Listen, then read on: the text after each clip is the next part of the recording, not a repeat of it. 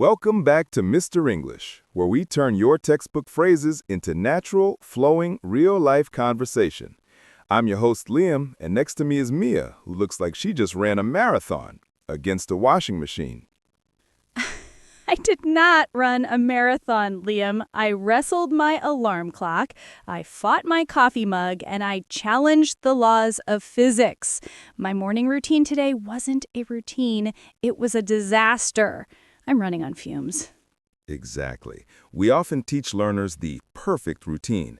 I wake up at 7 a.m., I shower, I eat a healthy breakfast. But those perfect routines are boring and aren't reflective of real life. The real, messy, chaotic mornings, that's where the best, most advanced, most relatable vocabulary lives. My morning was so chaotic, I think I used every desperate phrasal verb in the dictionary just to describe the mess. I feel like I'm wearing my clothes inside out. Perfect. That's our goal today, learners. Mia is going to narrate her disaster morning. I'm going to interrupt, correct, and teach you the advanced vocabulary, the phrasal verbs, the idioms, and the correct tenses that native speakers use when life goes wrong. We're turning Mia's relatable chaos into your fluent English. Fine, let's start with the crime scene, my bed.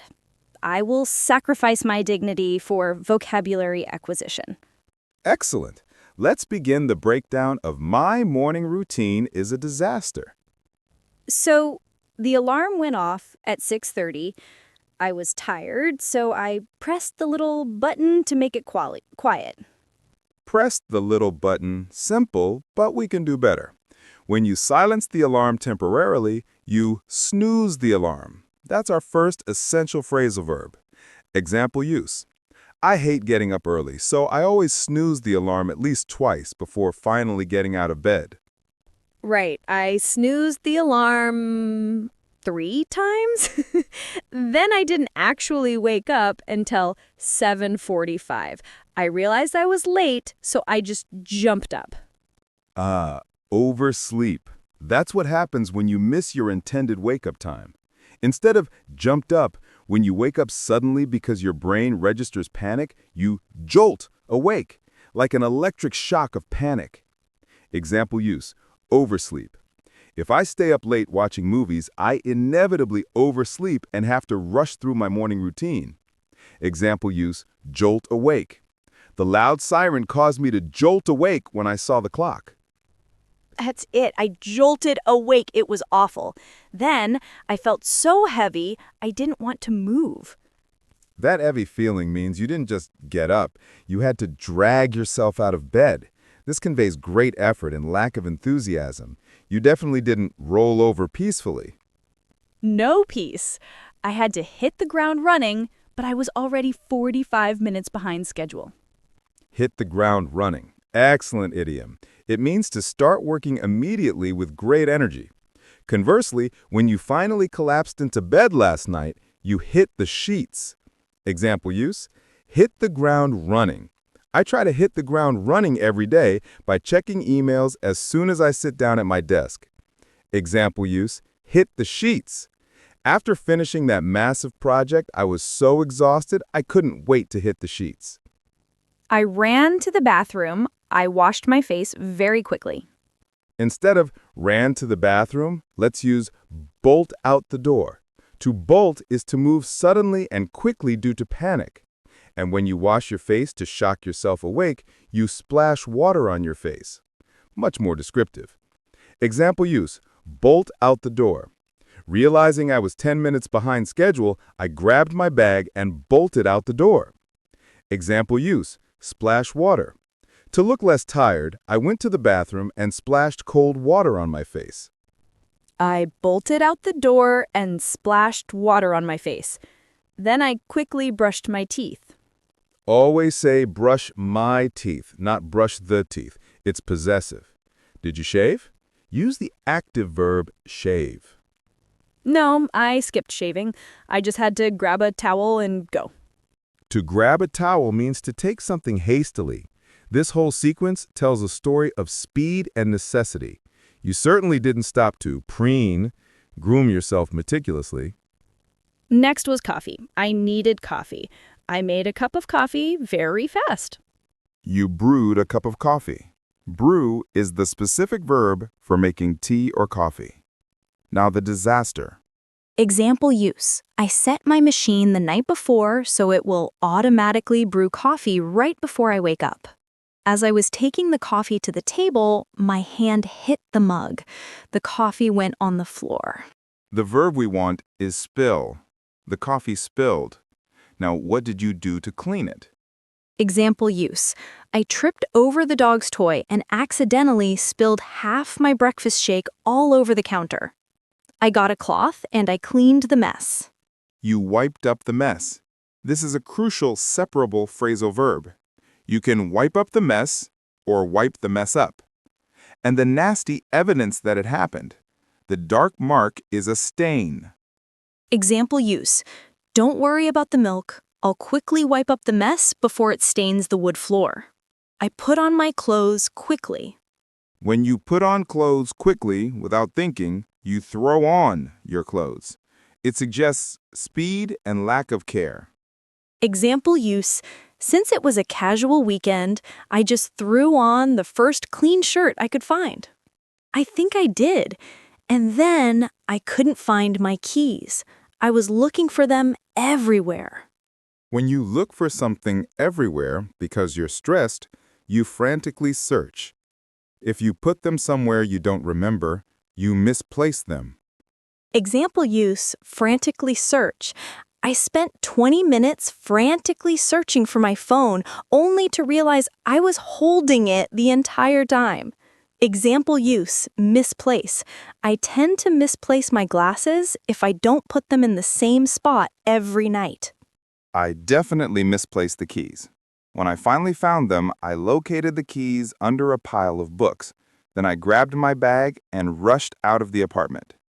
I got to the bus stop, but the bus was already leaving. So you missed the bus. You miss a form of transport. What did you do next? Example use. I was delayed leaving the house, which caused me to miss the bus and have to wait for the next one. I had to wait for the next one, but then the bus was stuck in the cars. You were stuck in traffic. The cars weren't moving quickly. You were severely late for work. Example use. The morning commute was awful. I was stuck in traffic for nearly 40 minutes because of an accident. No, I had to walk the last part, so I tried to hurry. You sped up. To speed up is more dynamic than hurry. You sped up to make up the time. That whole morning was the opposite of running smoothly. Let's turn that chaos into a formal lesson. Mastering daily routines requires a mastery of the simple present tense. V1. Even when describing a past event, because we are teaching the structure of habit. Simple past V2, used for one-time finished actions. Example. Yesterday, I spilled my coffee. Specific disaster.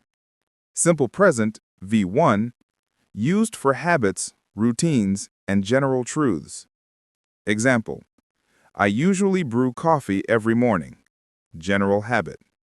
So if I usually snooze the alarm twice, but yesterday I snoozed it 3 times, I should say, I usually snooze the alarm twice, but yesterday I snoozed it 3 times. Precisely. Maintain V1 for the routine and switch to V2 for the specific exception. Active voice and passive voice. We want active verbs. Active voice shows control and intention. Active voice. I make my breakfast. You are in control.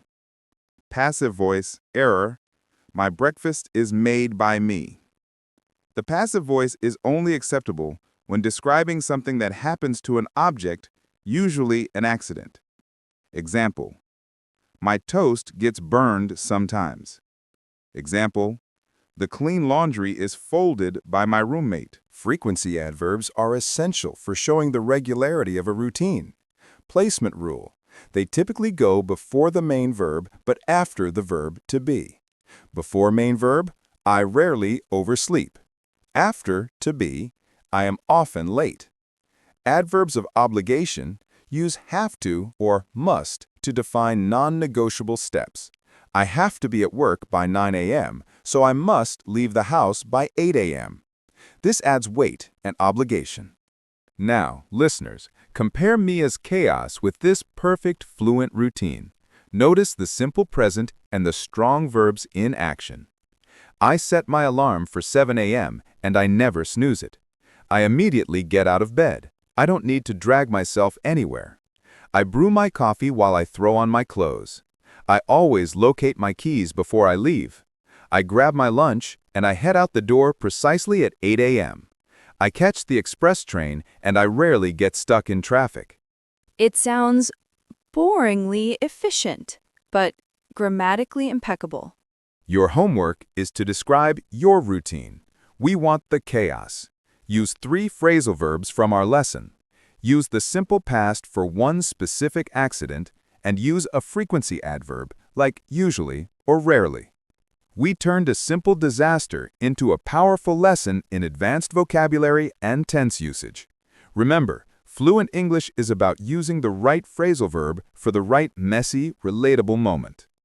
Today, I learned that my life is full of separable phrasal verbs and that I have to set my alarm earlier. And that's fantastic. Now you know how to talk about your life naturally, actively, and vividly.